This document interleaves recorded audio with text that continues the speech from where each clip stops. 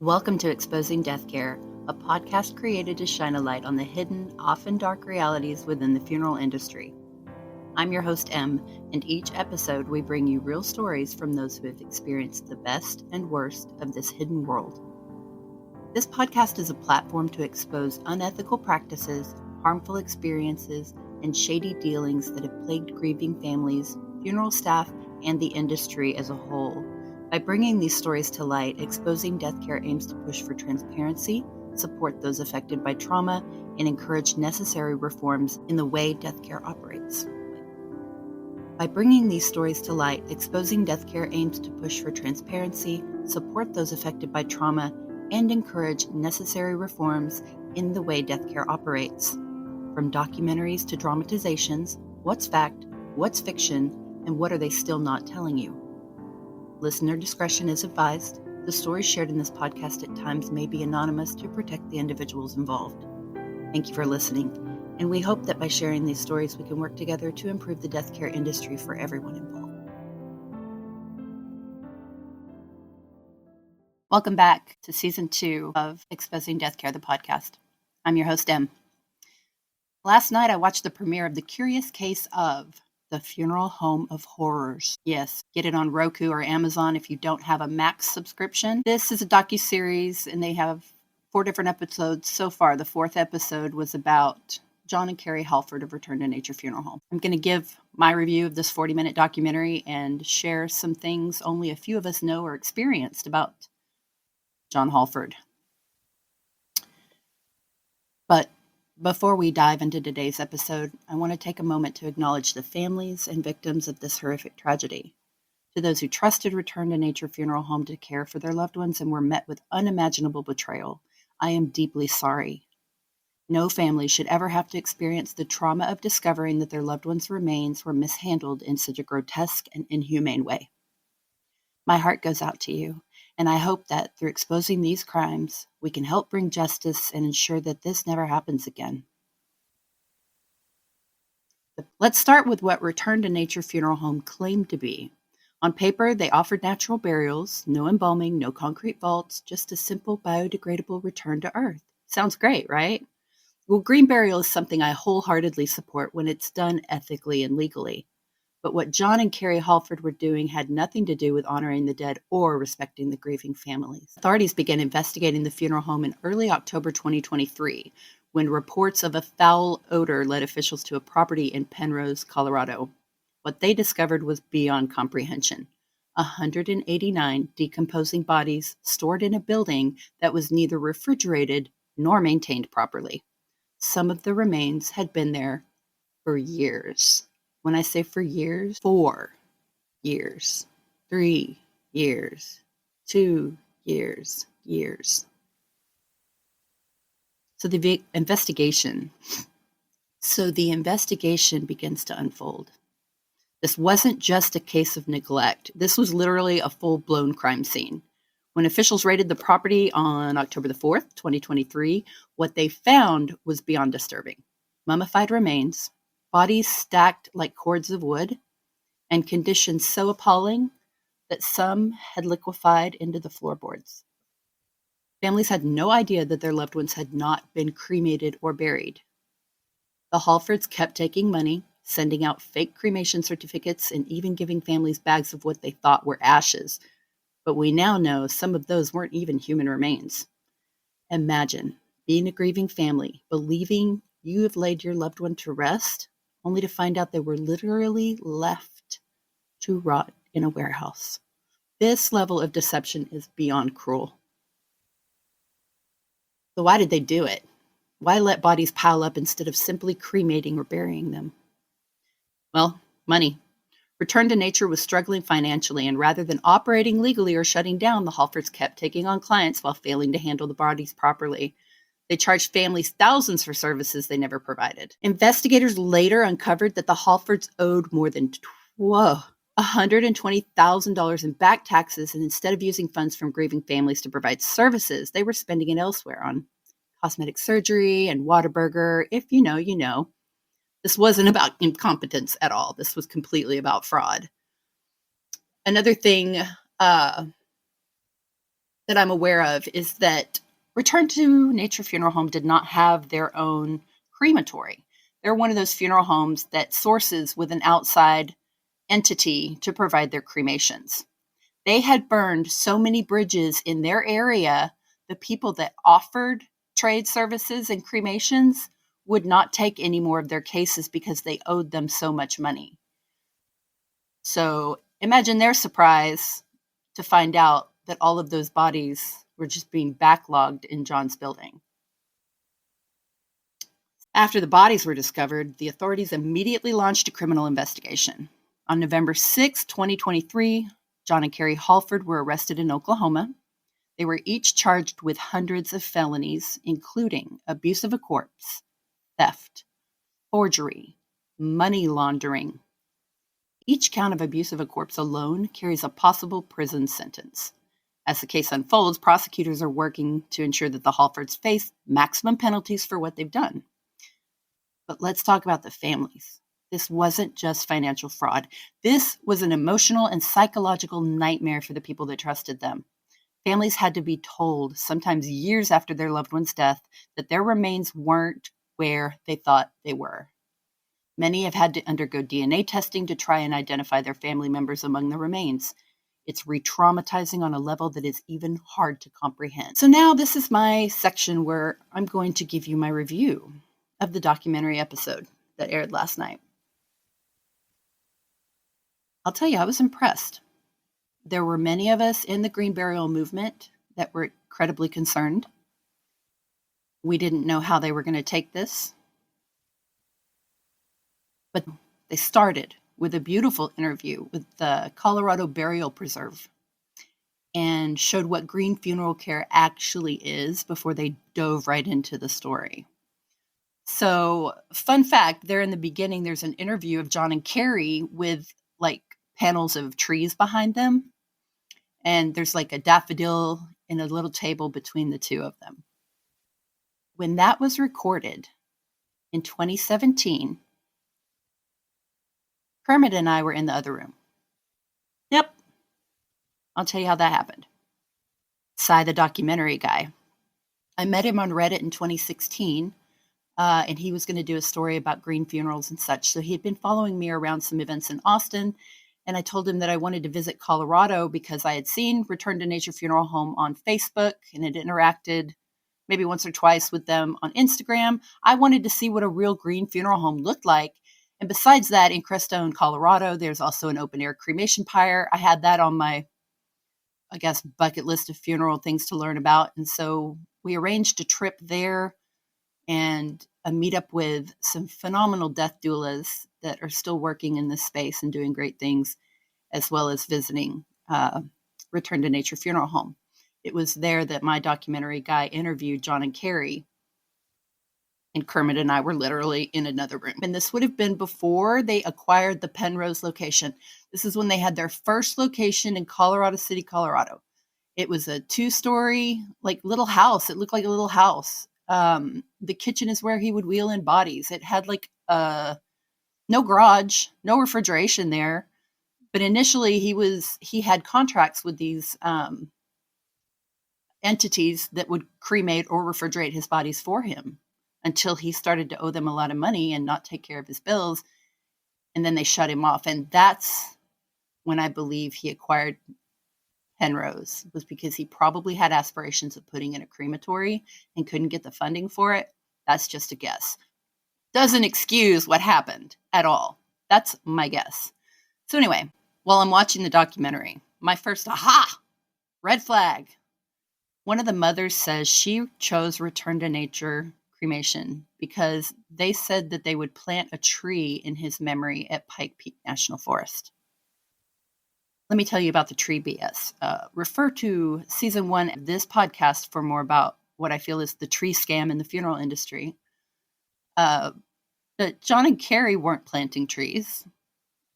No. We have questions as to whether or not funeral home websites and casket companies actually plant trees when they say they're going to. I guarantee you they have more paperwork and procedure than Jon and Carie were handling. This was not happening. They were not planting trees. This was definitely a greenwashing gimmick to get families to choose them over their competitors. October 3rd of 2023, they're busted. The neighbors had complained of a smell, and Jon was claiming that he was practicing taxidermy there whenever, somebody would call about it. He even had a sign. He'd gone so far as to put a sign on the fence that said,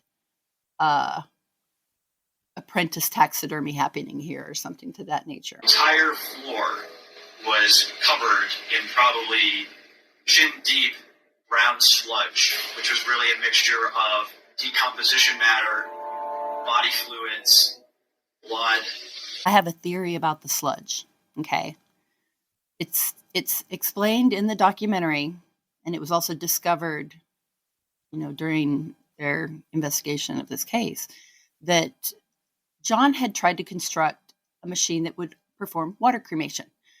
Water cremation is legal in a handful of states, maybe more, not a handful. Okay, we're going to talk about 17 to 20 something at this point. Water cremation is an eco-friendly alternative to flame cremation. The body typically is taken from refrigeration and placed into a stainless steel machine. Okay, some of them look like what we call a clown cannon. Got another one that looks like a giant Maytag washing machine. You got another one that looks like a freezer box. Jon's looked like a barrel. A little more Breaking Bad and a little less spa day for your corpse. You know what I'm saying? So my guess is if he was trying to perform water cremations, which again, water cremation, I didn't even explain this. I got to hop backwards. Water cremation is 95% water and a 5% sodium hydroxide, sodium, potassium to break down organic materials. So it is close to one less spa day for your corpse. Your body goes into the machine or the vessel, and it is mixed with this water, and it reduces the body. I like to explain it to people like this. When you get in the bathtub, you've been there too long, your fingers are getting really wrinkly. Take that 100 steps further. You just become the water. It's not boiling a body. I want you to think of it that the liquid portions of you, when you consider that the human body is 70% water anyway, the amino acids, fats, peptides, salts, everything that makes up the organic matter of you, your tissue, everything becomes liquid, okay? The bones remain because they're the toughest thing. So you have bone in its purest form, carbon phosphate, but it's still somewhat solidified to each other. So you have to bring all the bone out, dry it in a drying rack, and then it is placed in a cremulator, which is the blender kind of thing that reduces it to a very fine dust. And it smells like carbon phosphate. It wouldn't smell like concrete. So they were having to tell people they were doing flame cremations, even though they didn't even have a flame crematory. I digress. My thought is the reason there was so much liquid decomp on the floor to where they reported it being to their shin. That's not your calf. That's between your calf and your ankle. That's deep.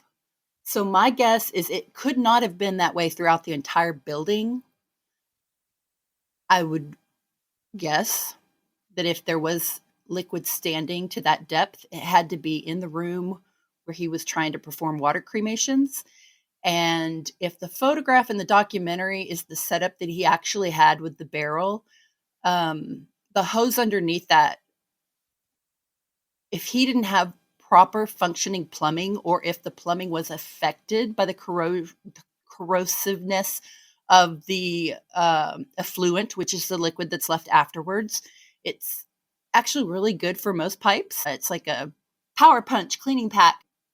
However, if you've got old pipes, bad pipes, country pipes, this could be an issue over time or right away. So my assumption, in my opinion, I don't know, see how the gentle way to word this is I absolutely believe that he was performing water cremations and something happened with the plumbing in order to have that much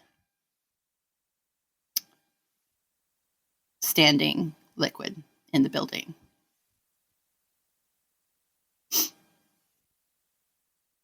Again, also having 190 some odd bodies left decomposing is going to create a lot of water as well, or a lot of liquid.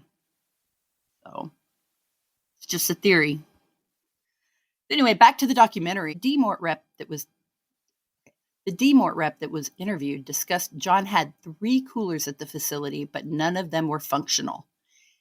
So he had been buying the panels and Frankensteining things together, and like sometimes with a wall AC unit or condensers, they consistently broke. So I want you to imagine, if you've worked at a restaurant, a walk-in cooler, right? Those several inch thick, looks like metal, but in the middle they've got foam, and it builds a little box, and then you have a little door, as it was reported. Since the crematory he had used to contract with wasn't paid and they cut him off, hence him having a backup, that's why I believe Jon was attempting the water cremation and actually making his situation much worse than it actually was. So they also reported that Jon would go to California and Texas during this time and do stand-up comedies while bodies lay unattended and in disarray at Return to Nature. The documentary continued to delve into Jon's past. The documentary delves into Jon's past more so than it does Carie's. All we know about Carie is that he met her at church and he married her into the business. And she was previously married before, as was he. She brought 3 children into the relationship. His father owned and operated a funeral home and crematory. And in 2006, Jon tried to run. Okay. This was an interesting tidbit that a lot of us didn't know. In 2006, Jon tried to run for Muskogee City Council. Well, the documentary introduces a scene where Jon and a friend put on ski masks and they break in and hold an AK-47 to the heads of girls at a sleepover. As a joke. Jon pled guilty to a misdemeanor and admitted he used poor judgment. He did a little community service, but that slammed the door on his political endeavors. Jon graduated Dallas Institute of Funeral Service in 2010. His father owned and operated a funeral home and crematory combo, which Jon worked at for some time before moving to Colorado. He opened the Return to Nature funeral home and began participating in social media. This documentary, bombshell. The documentary introduces the mistress. She comes in as a shadow with a distorted voice. You can see she has a small, thin frame, long, straight hair, and glasses on. But beyond that, she could be anyone. She reveals she met Jon when her father died. He slid into her texts. He was taking care of her father at Return to Nature. He slid into her texts, and they developed a friendship. He love bombed her, and she fell hard. So texts initially included things like, "I was just thinking about you, and boom, you wrote me. I just want to talk to you about anything and everything. Tell me all about you." And mind you, while he has her deceased father in his care, another text, like, "You have no idea how much you speak directly to my soul." He would do anything to see her, even bring her a bottle of water, she said. He told her that he did everything at the funeral home, and he genuinely cared about others, but Carie was the devil woman and always wanted to save money and cut corners. He texts, "She's basically Satan." Oh, wait. "She's basically Satan. I'm loaded down with negativity from her, I'm sure, but a tremendous amount from me. It's difficult to release, but so easy to hold." The mistress knew Jon was overwhelmed. He admitted to building the refrigeration units and stated that the condensers were consistently breaking down and even the compressors had gone out. He told her that he had to take bodies out of the refrigerator and lay them around on cots and tables all over the funeral home while he attempted to repair the refrigeration units. He even sent her text messages with photographs of the bodies on tables in different areas of the funeral home, unrefrigerated. Jon continued communicating with the mistress and eventually got the guts up to get flirty. He told the mistress that he was finally separating from Carie and sent new text messages like, "I think about kissing you constantly, and I do mean constantly." So this all screams classic manipulator. He talked to her as a friend, as somebody offering her condolences for the loss of her father, and continued to talk to her until he moved his way into a position where he could now make out with her. And as she tells it, once he got sex, he split. He ghosted her. She concludes that she believes that Jon is a dangerous man.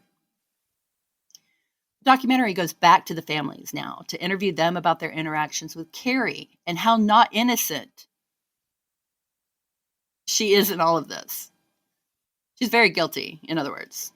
The families have made it very clear that she was involved in arrangements. She signed all the paperwork. She was submitting forms. So we can't go back and say Jon held the reins. This was a two-person show. They were exchanging text messages back and forth amongst the two of them stating, "I got people juice in my mouth. Pick me up Whataburger for dinner, for Christ's sakes."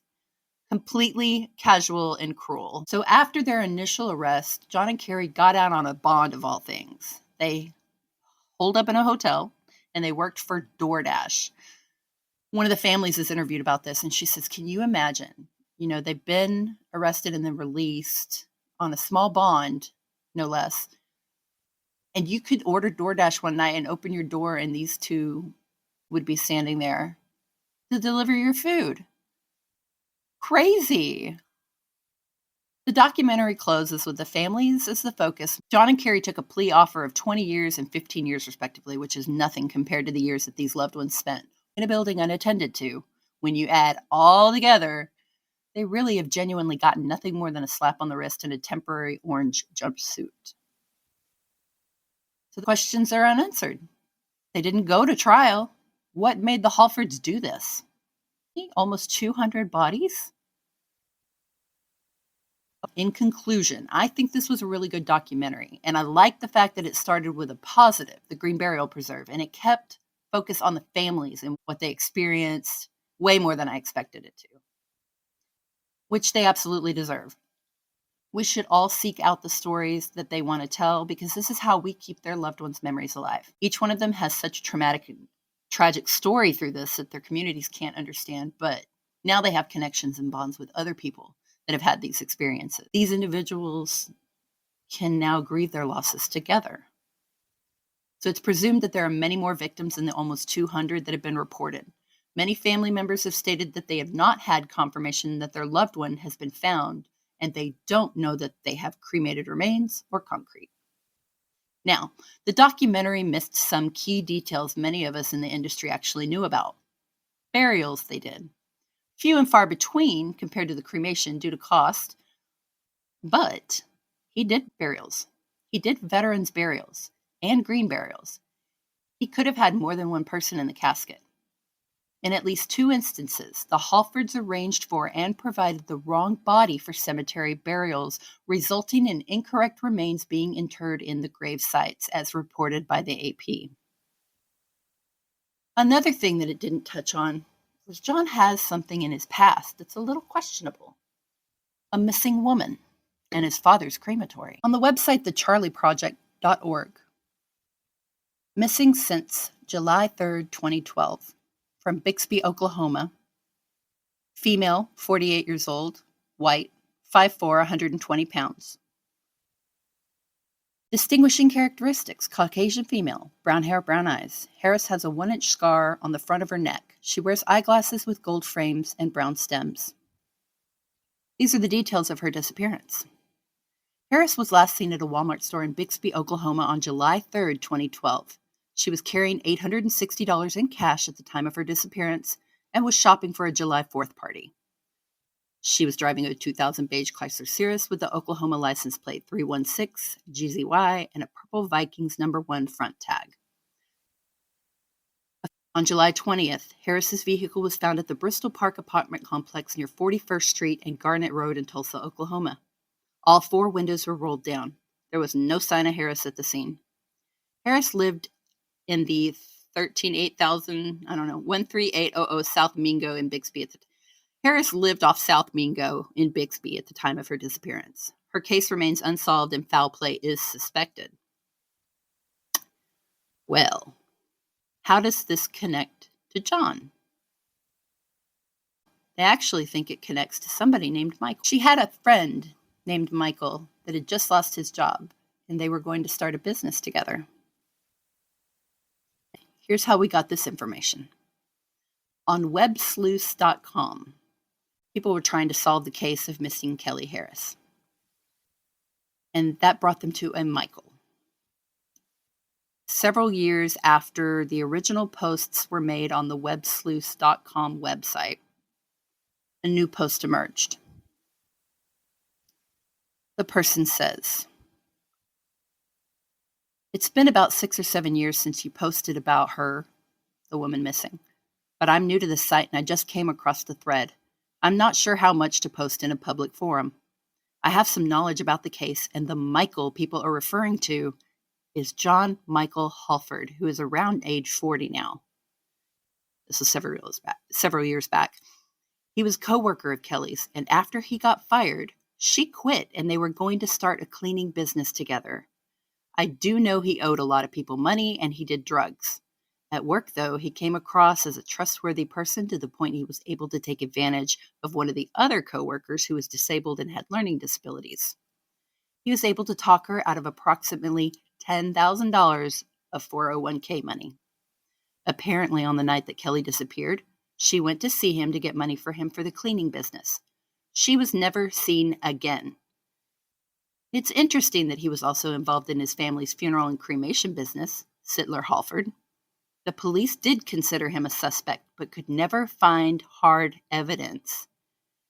He is now living in Colorado, going by Jon, and a couple of years ago started another funeral business there with his new wife and her 3 young kids. Poor Kelly.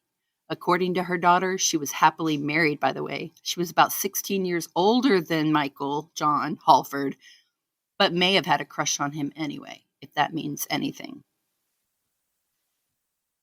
Woo! Somebody else goes on to post, "Hello, I am new to this site.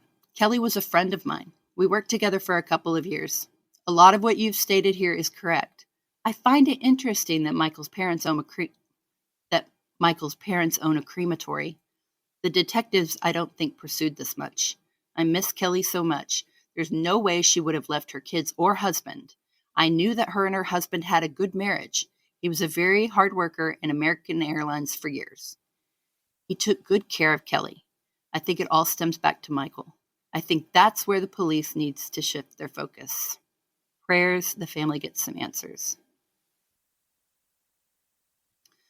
Somebody else posts, "I'm very curious why Michael was never investigated. Did he have an alibi for that night? I'm concluding from the reports he was the last person to see her alive, and was he the one who claimed she had cash on her? Seems very odd that he wasn't fully investigated, especially knowing he had access to a crematory. Did the investigators know that detail at the time?" Somebody responds, "They're now searching for him and his family in Colorado. They found 120 decomposing bodies in one of his funeral homes in Penrose, Colorado." Somebody else says, "I sure hope the FBI was involved in this case and they're currently involved in the Colorado case, that they can make a connection. This guy sounds dangerous. Prayers for the family, as well as the hundreds of families this man has been involved with." So yeah, that's from websleuths.com if you look for Jon Hallford. JONHALLFORD. Yeah. Not only did Jon have a mistress featured in this documentary earlier, he was in so many of our DMs, sending photographs, etc. I asked one of my friends about her experience with him. I'll share that with you. She says, "Just wanted to say hello. Hope everything is okay." He goes, "Hey, you. I've never had so many bodies at once. We have 41. This was November 7th, 2019. 41. He probably wasn't lying. He probably had 41 at that time. What else? He says, "I'm visiting with a friend of mine who owns a cemetery about a green section, seeing my parents while I'm there for an extra day, and then I leave for Denver in the morning." She goes, "That sounds full on." He goes, "Balls to the wall, 24/7. She goes, "Don't hurt yourself." He goes, hey, don't ever hesitate to send me a selfie anytime. Totally worth looking at." And that's when she started to get the creeps from him. I used to ask him for advice and just to, chat back and forth about how I could get into the industry, but it's so different in America. I shouldn't have even bothered. But I only know that now after working here. Because his account's been deleted, it's actually really hard to find these messages. They sort of glitch out. But yeah, I knew there was something about him having 41 bodies or something. Ugh. I went and dug through my text messages to see what interactions we had had after the documentary filming in 2017. So let's see. I found 2021. In November, I send him a voice memo saying, I'm working for a corporate funeral home in Washington. Even though everything's legal here, they don't even tell the families their options. I hate it. Let me know if you know anybody that's looking for help. And he says, give me a day or so to reply, but I've got you. I'm traveling today. In 22 or 23, we're kind of planning on listing the 2 locations and moving to California. We'll talk, homie. And I give a thumbs up, and that's the last we talked. Let's see. He was in so many people's DMs, and then he had a mistress that they were able to find and put in the documentary. So, Carie girl, why did you stay with him? Ew. All right. So what's the bigger problem here? It's definitely a lack of oversight in the funeral industry. Period. End of sentence. This case is horrifying, but here's the thing. It's not the first time something like this has happened. No. Colorado, where Return to Nature operated, has some of the weakest regulations on funeral homes in the country. Unlike many other states, Colorado does not require routine inspections of funeral homes or crematories. That means anyone can open a funeral home, handle human remains, and operate without ever being checked.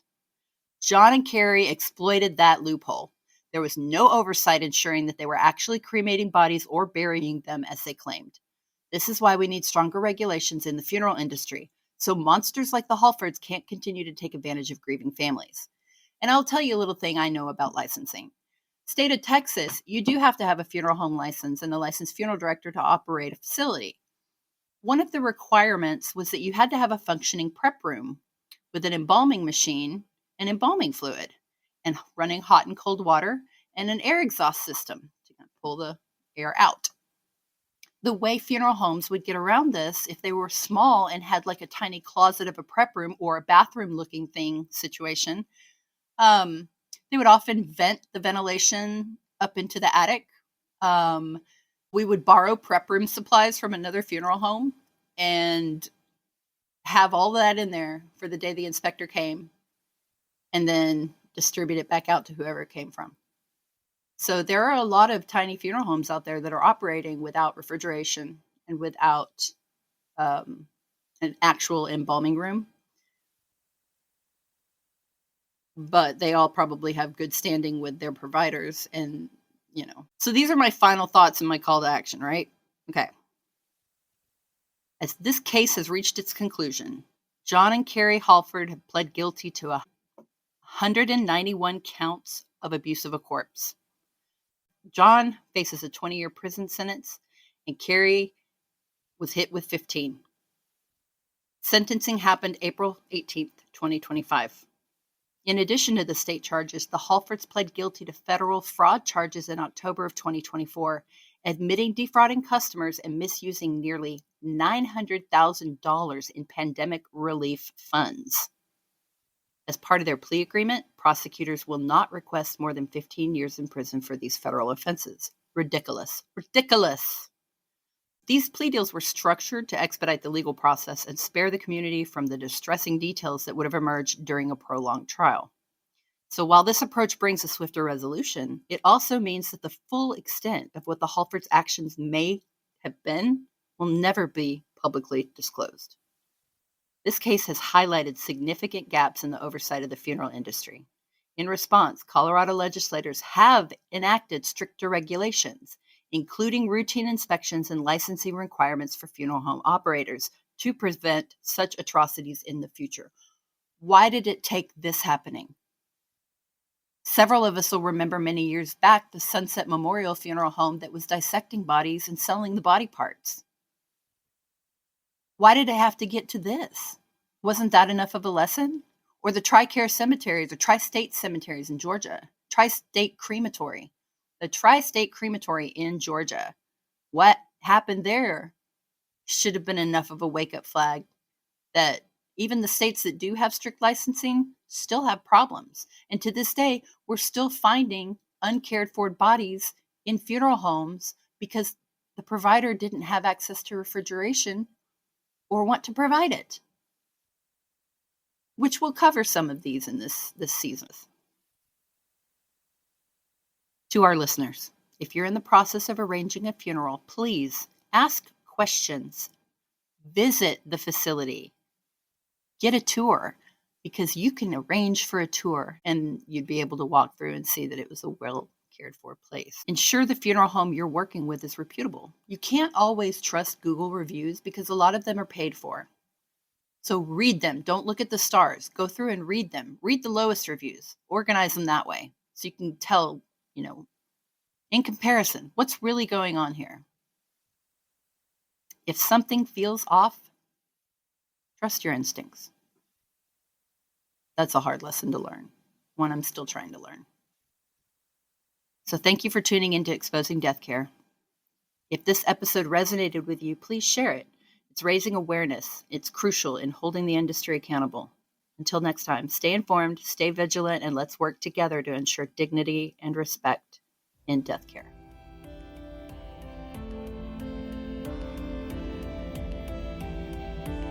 Thank you for listening to this episode of Exposing Death Care, the podcast. I truly appreciate your support and the courage of those who have contributed to or shared their stories with us. If you or someone you know has something to share, we encourage you to reach out. You can remain anonymous, and your story could prevent future harm. You can leave comments, ask questions, or provide feedback by connecting with us on social media at Exposing Death Care on TikTok and Instagram, The Modern Mortician on YouTube, and all streaming platforms. Like, follow, and share. Podcast music titled Exit Strategy by Enlia.